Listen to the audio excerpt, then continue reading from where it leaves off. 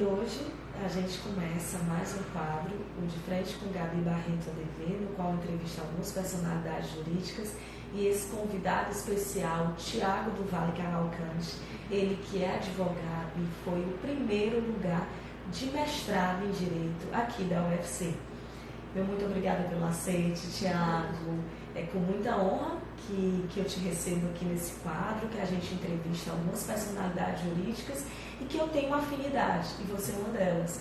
Sua história de vida, sempre buscando novos saberes e fazendo essa diferença aí na advocacia alencarina. Pode se apresentar. Bem, pessoal, boa noite, né? Agradeço as pessoas que estão assistindo. Eu sou o Tiago do Vale, né? Eu me formei na faculdade em 2017, 2017.1, e logo que eu me formei eu já pensei em engajar no mestrado, né? Eu já tinha muita vontade de dar aula, tinha vontade de participar da vida acadêmica, né? Eu me formei em Direito na UFC mesmo, né? Eu já tinha um certo contato, uma certa vivência com pessoas que já faziam mestrado, né? Eu já sabia mais ou menos como é que era, eu já conhecia os professores e eu tive uma vontade, né, de me engajar na vida acadêmica, né? Que é uma coisa que eu tinha vontade. E acabei tendo o impulso necessário, né? E assim que eu me formei, eu acabei entrando, né? É isso aí. Me fala um pouquinho o que levou a tomar essa decisão de começar a estudar o mestrado após a conclusão do curso de Direito? Pois é, tipo, como eu disse, eu me formei em 2017, né? 2017.1. E eu me preparei para a seleção do mestrado de 2017 para a turma de 2018. Ou seja, eu já sou o primeiro lugar do mestrado da turma passada, já tenho um outro primeiro lugar do mestrado, digamos assim. Mas eu me formei em 2017 e logo depois que eu me formei eu já comecei a me engajar no estudo do mestrado, né? Já vi lá o edital, esperei começar o curso cátedra, que é um curso preparatório só para o direito no UFC. Eu comecei a cair de cabeça lá, né? Tipo, assim que começaram as aulas no curso, eu comecei a estudar as aulas do edital. E o que me motivou foi, primeiro que eu tinha uma vontade de ter um título de mestre, né? Eu acho que é algo importante. Você fazer parte da vida acadêmica, você estudar, você produzir, né? Tipo, durante a faculdade, fazer parte de alguns projetos de extensão, né? Já tinha uma certa... Me fala quais eram esses projetos de extensão, até para estimular outras pessoas a entrarem também. Ok, tinha o GEDAI, que é o Grupo de Estudos em Direito e Assuntos Internacionais, que é um grupo mais voltado para os alunos da graduação, né, e que estimula a pesquisa no campo do direito internacional. Tinha a SONO também, né, que é a simulação da Organização das Nações Unidas, quem é da UFC conhece muito bem, que ela simula eventos internacionais, e simula eventos internacionais, né, de organizações internacionais, é algo bem interessante. E bom, esses dois foram os principais, né, que eles tomaram muito meu tempo e em ambos tem também uma forte produção acadêmica, né. Isso me motivou a fazer parte do mestrado, né. E bom, outra coisa que me motivou também foi a própria monografia, né, porque o cara estava escrevendo a monografia, eu estava me esforçando muito, o negócio estava dando trabalho, mas a própria banca da minha monografia acabou me ajudando bastante a engajar no mestrado, logo de imediato, né, porque eu pensei até em esperar um tempo, ficar advogando um pouco, e só depois de ter uma certa estabilidade financeira ir atrás do mestrado, mas aí eu acabei emendando mesmo, né, justamente pegando assim o ritmo, né, da monografia. Eu acabei encarando isso aí e não me arrependo, né, eu estou aqui. Excelente. E me fala um pouco sobre conciliar os estudos do mestrado com a vida pessoal, quem sabe, quem efetivamente entende o que é estudar para o mestrado. Eu sempre coloco como se fosse também um certo tipo de concurso público, então tem muitas renúncias, e como conciliar emocionalmente tudo isso? Pois é como você falou, é um tipo de concurso público, ou seja, você se preparar para uma prova de um mestrado não é muito diferente de preparar para uma prova de um concurso, né? A rotina, você tem uma certa liberdade porque você faz tem seu próprio tempo de estudos, né? Você meio que constrói sua rotina de estudos. Mas assim, você também não vai deixar de sair, de se divertir, de falar com seus amigos, né? Você até bom para desopilar, você está estudando muito, tem que descansar a mente. Lógico que você tem que dosar isso, né? Por exemplo, eu não saía muito nessa época, até porque no cursinho preparatório, com o mestrado que eu fazia, as aulas eram sábado, manhã e tarde, né? Ou seja, sexta-feira à noite eu já não saía, né? O pessoal chamava para sair e eu já evitava, né? Mas sábado, assim, às vezes eu saía, mas nem sempre, né? Faz parte. Mas é aquela coisa, acho que é uma rotina que nem a rotina de um concurseiro mesmo, né?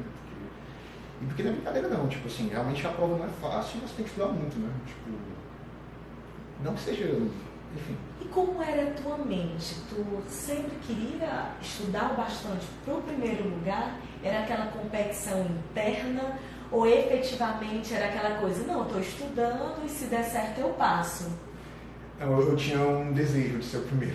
Eu pensava, não, e se eu fosse o primeiro lugar, né? Como é que Sim, seria? né? E se eu fosse o primeiro Então lugar? você já implantou aquela ânsia, né? E se eu fosse, aquela expectativa. Como Isso é que fez seria? toda uma diferença na tua preparação. Eu acho que fez, né? E também aquela vontade de fazer tudo bem feito, né? Tipo assim, poxa, eu vou fazer esse negócio, fazer essa prova, então eu tenho que estudar o máximo que eu posso, né? Assim, para tentar passar na melhor colocação e também porque você não tem certeza se você vai passar, porque a prova não é fácil, tipo, tem que depender do método de correção dos professores, então não é um negócio muito simples, né? Então você realmente tem que se esforçar o máximo possível, mas eu não estudava assim qualquer coisa para pensar, não, mas o importante. Eu também tinha um pouco dessa coisa assim de, e se eu fosse o primeiro lugar ou um dos primeiros? Você já implantou a expectativa na mente, né? Uma pergunta interessante é que todo mundo fala que é um bicho de 7 cabeças. Afinal, precisa dessa dedicação exclusiva? Uma amiga nossa, Gabriele, desculpa. Você acha que precisa dessa dedicação exclusiva? Assim, muita gente passa. Assim, eu tive dedicação exclusiva, né? Porque assim que eu me formei, eu só fiquei, digamos, vivendo o dinheiro que eu acumulei de quando eu era estagiário, né? Eu não estava trabalhando, estava me dedicando só a isso. Mas assim, muita gente trabalhava, tem muita gente concursada lá, né? A maioria das pessoas são mais velhas, tem mais de 30 anos, né? De mestrado, e tipo assim, o pessoal trabalhava, advogava, enfim, tinha lá, trabalhava, né? E mesmo assim estudava, né? Mesmo assim arranjava um tempo para estudar. No meu caso é porque eu queria passar logo, entende? De primeira e bem passado, até porque se você passa uma colocação boa, você ganha a bolsa mais rápido, né? Aí eu esperei, no caso eu estudei o quê? 2 anos e meio, quer dizer, perdão, 2 meses e meio, né? 2 meses e meio. Aí eu fiquei me dedicando só a isso, né? Aí assim que eu me formei, que eu fui atrás de... Quer dizer, assim que eu terminou a prova, né? É que eu fui atrás de escritório. Excelente. E fala quais as disciplinas que você tinha mais dificuldades e como as superou. Essas dificuldades, como você conseguia, mentalmente falando, bater esse recorde, né? Para sempre buscar a excelência em todas as áreas que eram para ser aprovado no mestrado. Pois é, tipo, lá não, as disciplinas não são muito estanques, né? Tipo, você tem os textos do edital, e alguns textos abordam teoria da Constituição, outros teoria ou filosofia do direito, outros história do direito, e é algo meio misturado, assim, não tem uma visão muito distante por disciplinas. Mas, assim, obviamente tem aqueles textos que você acha mais chato, né? Tem uns textos lá que são muito chatos. Mas... Quais matérias? Não, tinha um lado canotilho, que, tipo assim, era só conceito, né? Não, conceito de Constituição nisso, conceito daquilo, era um negócio meio chato de ler. Tinha outros aí, mas tinha uns que eram muito bons, né? Tipo Marcelo Neves, Alexandre Dworkin, tinha o Paulo Bonavides, né? Aquele direito constitucional do Paulo Bonavides. Enfim, se escutava coisas bem teóricas mesmo, assim. Legal. E como você fez para superar essa dificuldade? Assim, eu ficava... eu não tinha nenhuma estratégia, não. Apenas ficava lá pelejando, entende? Tipo assim, demorava... A existência. Demorava um dia todo para ler um texto de 20 páginas, entende?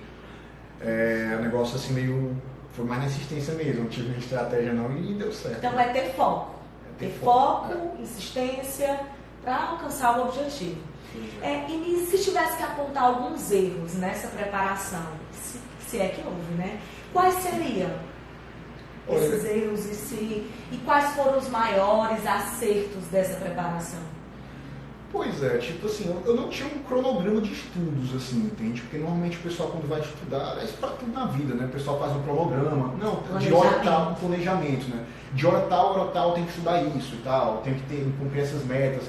Eu não tinha muito isso não, eu era bem solto mesmo, só pensava assim, não, até dia tal eu tenho que ler esse texto. E eu ficava lendo, tipo assim, enquanto eu estava em casa, eu tentava estudar, eu tentava ler, eu tentava, tipo assim, aproveitar o máximo possível para ler. Agora, como não tinha um cronograma, a coisa não era muito organizada, no sentido de que às vezes eu, sei lá, pegava o celular e começava a ver o WhatsApp e acabava perdendo muito tempo nisso, entende? Entendi. Mas, então assim, as redes sociais tiravam um pouco do foco. Tirava um pouco do foco. Esse seria o primeiro erro. Esse seria um erro, exatamente. Tipo, você não se perder muito no WhatsApp, né? Você pelo menos assim, se tivesse um dia que você pudesse pelo menos colocar o celular encostado e não ligar ele de jeito nenhum, Isso ajuda porque é um dia que você produz bastante. E na época que eu estudava para concurso, tem até um aplicativo, né, para a gente poder cronometrar o tempo de estudo, enfim. Imagina. E me fala um pouquinho dos acertos. Agora, vamos tirar a parte dos erros, vamos ver o que é que foi assertivo para a tua preparação. Eu não sei, acho que é força de vontade mesmo, né? Tipo, eu realmente queria aquilo e quando eu estava em casa eu tentava estudar, tipo assim, eu me dedicava só àquilo, né? Era a minha atividade principal. Sim. Eu acho que esse seria o meu principal acerto, não sei, a dedicação, talvez. O fato de ter sido dedicar exclusivamente àquilo, né? E deixando a atividade secundária de lado. Então, o primeiro passo da pergunta da Gabriele é que não precisa dessa dedicação exclusiva. Outras pessoas passaram. No caso dele, ele queria essa excelência, né? E por isso, com tanta veemência, tanto foco, alcançou esse primeiro lugar. E me fala um pouquinho também nessa caminhada agora, já nesse segundo semestre do mestrado. Segundo ano do mestrado. Quais os erros e os acertos que você enxerga? Bom, já dentro do mestrado, um grande erro que eu tive foi, digamos, não me preparar muito para como vai ser quando eu chegar lá, entende? Uma coisa é você se preparar para fazer a prova, outra coisa é você se preparar quando você já estiver no mestrado. Você não deve pensar, eu pensei muito assim, né? Tipo, não, eu quero muito ir para o mestrado porque eu quero estudar isso e porque eu quero ter um título de mestre, mas você tem que se preparar o que exatamente você vai fazer lá dentro. Você tem que ter tudo bem pré-planejado, entende? Eu não tinha tudo muito pré-planejado. Por exemplo, quando você vai se inscrever para a prova do mestrado, você tem que mandar um projeto de pesquisa. Meu projeto de pesquisa eu não planejei ele muito bem, eu só pensei, não, vai ser isso aqui mesmo, aí mandei, entende? Qual era o tema do teu projeto? Assim, era uma coisa que abordava direito internacional, tipo assim, eu ainda vou focar mais no direito internacional, Isso. mas o tema, assim, é um tema meio ruim, que eu não quero nem falar, não. Mas é porque eu meio que mandei qualquer coisa, assim, sabe, mas como estava bem exposto o que eu mandei, e como na prova oral eu consegui argumentar bem, e é um tema, assim, que eu conheço, né, então acabou dando certo, mas, assim, o foco mesmo, eu não foi um negócio que eu pessoalmente gostei, sabe? Eu pessoalmente não gostei. E eu acho que, tipo assim, quando você chega no mestrado, é bom que você já tenha um tema para a sua dissertação bem delimitado, né? Ou pelo menos o mais delimitado possível. Ou seja, é bom você se organizar previamente, né? Porque, assim, para você passar na prova, você até consegue se dar bem mesmo sem ter essa organização. Agora, quando você chega lá dentro, para você se encontrar lá dentro, é bom você ter uma organização prévia, entende? Você já tem um tema, assim, para a sua dissertação mais bem delimitado, digamos assim. E me fala o que foi mais difícil nessa caminhada rumo à aprovação. E qual foi a tua principal motivação? O que foi mais difícil? Eu acho que talvez o que eu já falei, né? Tipo, de eu não ter me organizado muito e tal. Tipo, você, por exemplo, o pessoal saiu um dia de sexta-feira que você não podia sair, isso é uma coisa que é difícil, né? É desafiador. É desafiador, né? Assim, pagar o preço. Eu confesso que teve uma vez que eu saí na sexta-noite, né? Aí eu cheguei assim na aula sábado de manhã, né, do curso preparatório, e realmente eu cheguei lá bem mal e eu fiquei querendo dormir, morrendo de sono, e eu acabei saindo. Acabei ficando só pela manhã, não rendeu muito, aí à tarde eu desisti. Isso não foi muito bom, né? Foi a única vez que eu saí na sexta-noite, não foi muito bom. Minha principal motivação mesmo, acho que era o desejo mesmo de ser mestrando, aquela coisa que você tem na sua cabeça que, poxa, eu quero passar de primeiro nisso, né? E eu estou me dedicando só a isso, né? Então, se eu estou me dedicando só a isso, é bom tentar fazer o melhor possível. E as tuas expectativas após o mestrado? É lecionar? Ser escritor? A priori isso, né? Lecionar, ser escritor e advogar também. Eu queria ser advogado e acadêmico, né? Nada de concurso público? Nada de concurso público. Legal. E assim, é uma exceção, porque lá no UFC o pessoal tem uma mentalidade mais concurseira. Mas tem um detalhe, tipo assim, se eu não me dar bem por algum motivo na advocacia, então se eu mudar de ideia, eu penso em fazer um instituto do Rio Branco, né? Para diplomacia.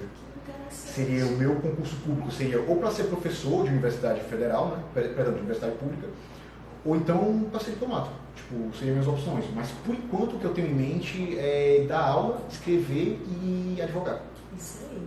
E o mais interessante é que quase todo mundo, aspas, né? A mentalidade está sendo modificada ao longo dos tempos. Mas muita gente recorre ao concurso público mesmo, principalmente vindo de universidades federais.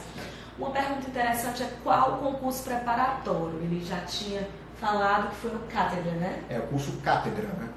O curso Cátedra, que é do meu amigo Jorge Frota, né? Que é o dono da livraria Forte Livros.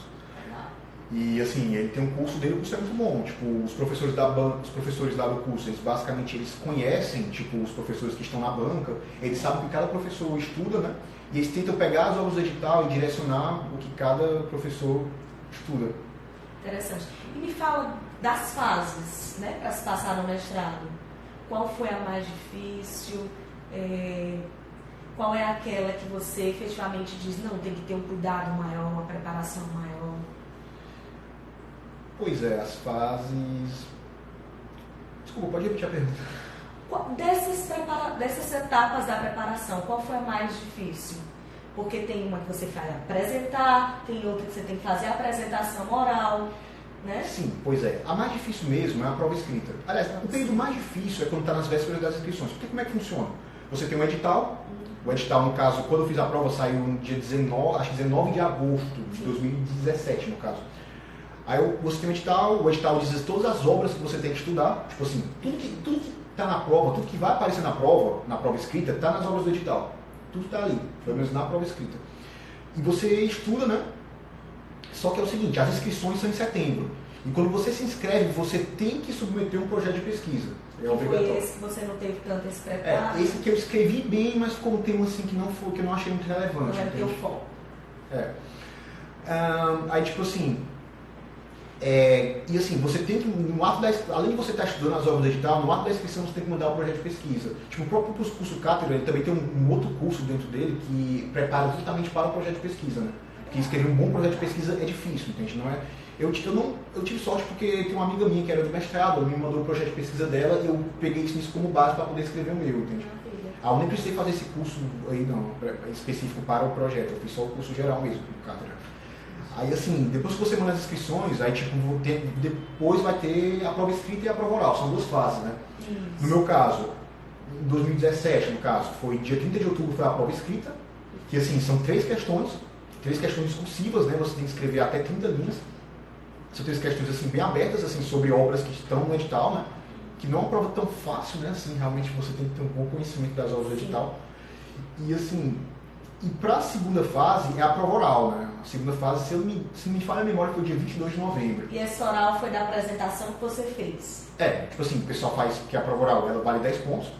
Aí tem o quê? São 5 pontos, são perguntas que eles fazem sobre o projeto de pesquisa. O seu projeto de pesquisa? O meu projeto de pesquisa. Sim.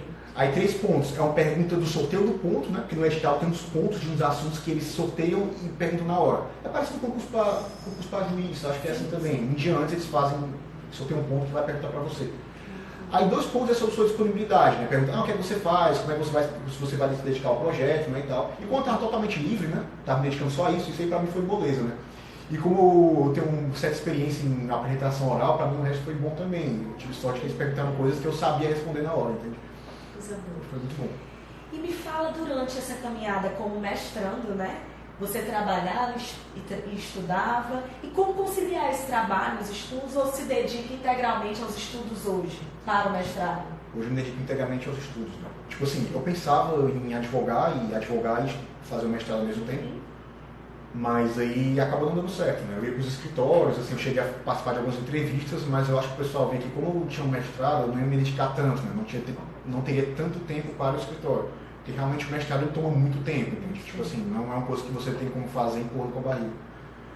Então, assim... Para aqueles que efetivamente querem lecionar, publicar livros. Exatamente.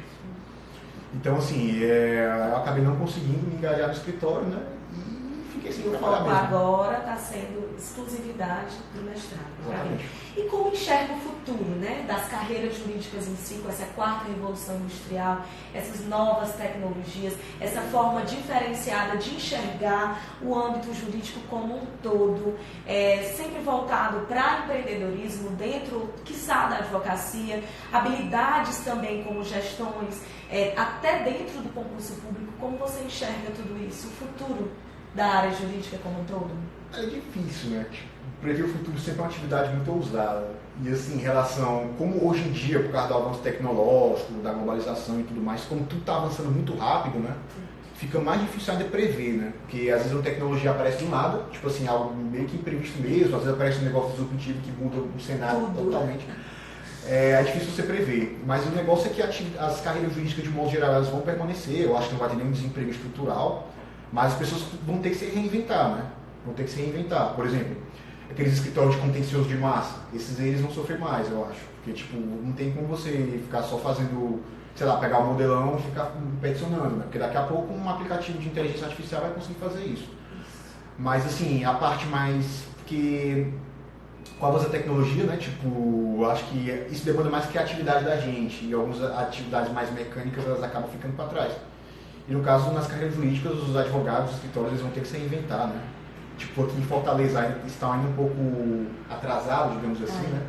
Dizem que parece que em São Paulo já tem escritório demitindo porrada de advogado, por causa que já tem uma série de softwares que já estão fazendo muitas atividades. Mas isso aqui ainda não chegou com muita força, né? Aqui ainda está engatinhando. Mas eu acho que no Brasil todo, né? No Brasil todo, mas a tendência é se espalhar mesmo, né? A tendência é mudar e isso é difícil prever, né? Os escritórios vão ter que se reinventar, vão ter que se adequar com isso, né? Tipo assim, acho que novas carreiras jurídicas vão surgir, né? Provavelmente, assim, sei lá, pelo menos assim, um advogado especializado também lidar com esse tipo de coisa. Enfim, é difícil prever, né? Uma pergunta maravilhosa aqui da advogada de verdade é: você acha que para quem advoga de forma autônoma, realmente é impossível fazer um mestrado junto com a advocacia? Excelente pergunta. Não, não é impossível. Tipo, tem muita gente lá que advoga de forma autônoma. Aliás, a maioria das pessoas lá não se dedicam integralmente aos estudos, né, do mestrado. Sim. Tem gente que é concursada, gente que advoga de forma autônoma, gente que tem escritório, mas é óbvio que, tipo assim, eles conseguem ter uma forma de adequar o tempo deles, né? Por exemplo, quem advoga de forma autônoma pode fazer seu próprio tempo, né? Sim. E aí fica até mais fácil. Excelente. E assim, uma vantagem de você trabalhar e fazer o mestrado ao mesmo tempo é que você aprende a ter responsabilidade, né? Porque é o seguinte, se você está muito... Eu tive muito problema disso, de não me organizar muito bem. Como estava muito solto, eu não conseguia me organizar muito bem.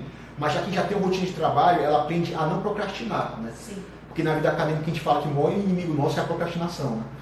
E quem já tem assim, já faz alguma atividade paralela, essas pessoas elas tendem a não procrastinar, né? Porque se elas adiarem demais, elas acabam não tendo tempo para fazer tudo que elas... Então, olha a importância de um planejamento dos estudos, esse cronograma de conciliar a vida pessoal e profissional para poder efetivamente ter bons resultados em tudo, né?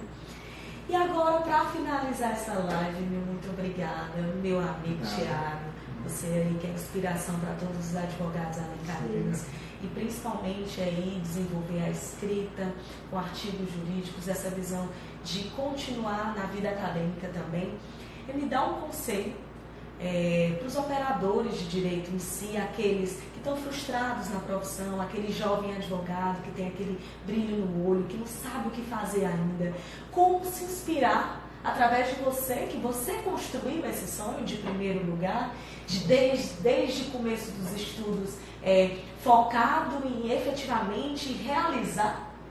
Como inspirar essas pessoas e qual o conselho que você daria para que todos possamos construir esse ecossistema de advogados, servidores, operadores do direito que pagam o preço, que efetivamente buscam esse plus, sair da procrastinação e ter resultados práticos. No caso das pessoas que se inspiram a fazer um mestrado, no caso? No geral. No geral? E você é um cara muito inspirador. Obrigado. Olha, tipo assim, primeiro você ter foco, né? Você ter, digamos, um sonho, um objetivo fixo. É bom você, assim, ter objetivos fixos, né? E tentar se esforçar o máximo possível para poder atingi-los, né? E aprender a se organizar também, né? Porque eu acho que falta de organização foram os meus maiores percalços nessa caminhada, entende? Eu fico imaginando se fosse bem planejado, né? Não tinha mais primeiro lugar, não. Tinha.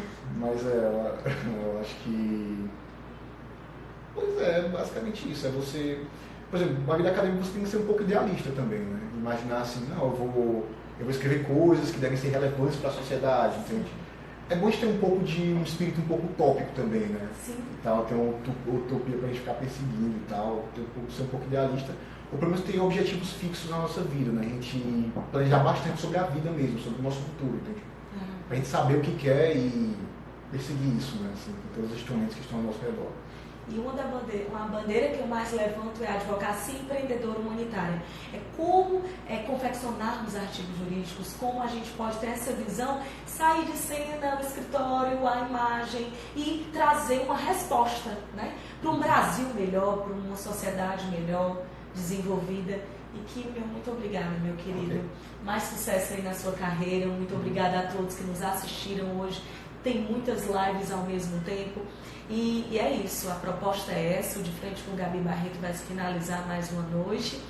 E desejando aí perseverança, força de vontade e se desafiar a cada passo e com muita fé em Deus e muita força de vontade a gente correr atrás e realizar grandes coisas, grandes obras para um futuro, uma sociedade melhor.